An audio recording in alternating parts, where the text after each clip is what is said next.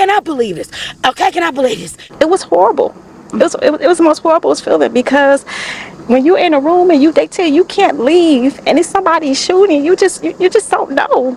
And your life just started flashing, in front of your eyes. Was your shift already over, or are you leaving early? I'm leaving early. I need to get out of here. No, this scared me too bad. It just traumatized me too much. No. She loved God. She focused on getting money and taking care of her family. Lord Jesus Christ, she was an amazing person. She never did nothing to nobody. She was a nice, generous person. I'm just glad to be out of there. The following movie is rated R.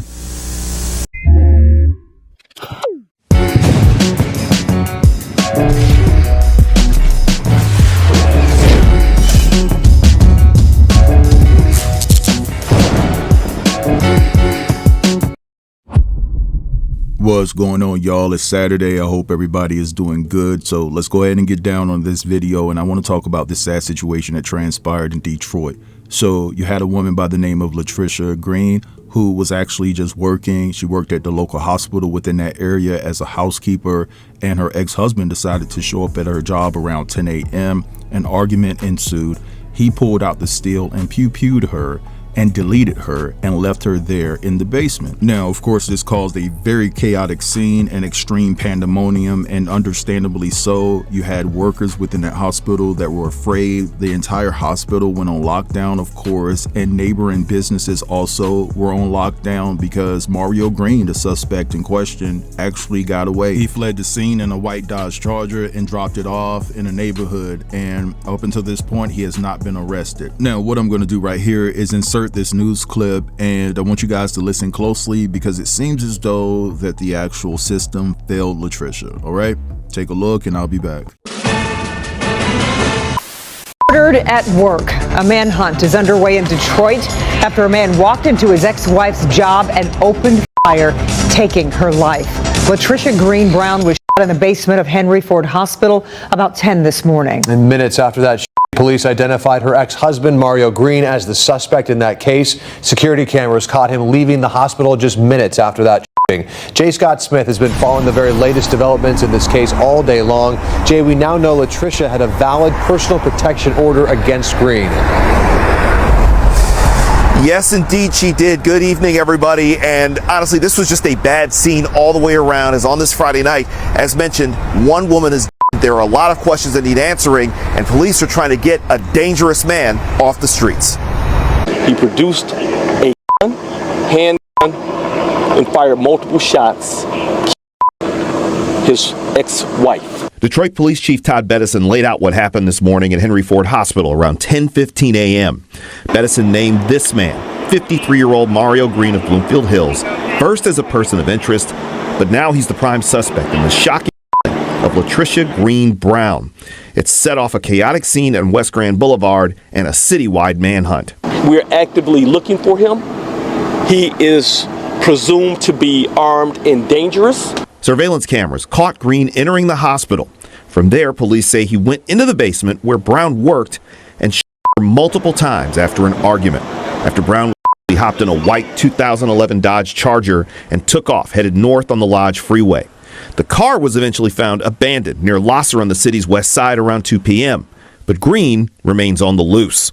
He's 6 feet tall and was last seen wearing all black and a gold chain. Mario Green also has a past, having served 6 years in state prison following a 2006 arson conviction. He's also served 4 years on probation for aggravated stalking, and most recently in June, he just finished a 3-year probation stint for failing to pay child support. Brown, meanwhile, had sought an order of protection against Mario Green, but he had yet to be served. Now, there have been questions about how he was able to get into the hospital. We have gotten a statement from Henry Ford Hospital saying, quote, "We have a comprehensive security plan in place that includes metal detectors at the emergency department and an on-site police force. We consistently strive to ensure our facilities are safe and our processes and procedures prioritize security. An internal investigation into this tragic incident is underway." Now, this manhunt for Mario Green continues. If you happen to see him, you are not to approach him. He's considered armed and dangerous. If you see Mario Green, make sure you contact the Detroit Police Department. We're live outside of Henry Ford Hospital in Detroit. I'm J. Scott Smith for Local 4. Hopefully he's apprehended soon or he turns himself in. All right, so you guys just heard all of that. Just a very sad situation. And what stood out to me is the fact that Latricia had did what she needed to do to file the necessary paperwork to get an order of protection against her ex-husband. Now, maybe if it was served to him in a timely manner, it would have deterred him from doing what he did on yesterday, and maybe it wouldn't have. Maybe he still would have went up there and committed that egregious crime. Now, I'm fully aware that when you file a protection order against someone, that those things could take time, especially when it comes to that person that you're filing against to be served.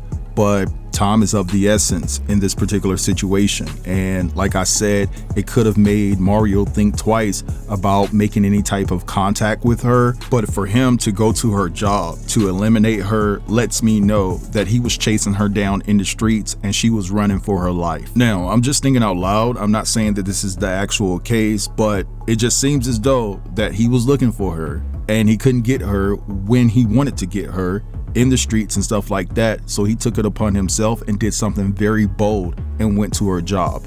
So I don't know the history, and none of us do, between these two, but I know that we can agree on one thing, I hope, right? All of us sensible human beings out there, that this was truly uncalled for.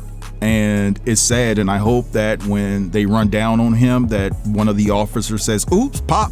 You know what I'm saying? Like, I know that's bad, I'm sorry. But it's just sad that he went to this woman's job and took her out in that fashion. So may she rest in peace, and I send my condolences to her family. Now, I want to hear from you guys. Drop down in the comments and let me know what you think about all of this. Don't forget to like, comment, share, and if you're new here, go ahead and subscribe to the channel. I'll get with you guys later. Have a blessed day. Peace. Thanks for watching.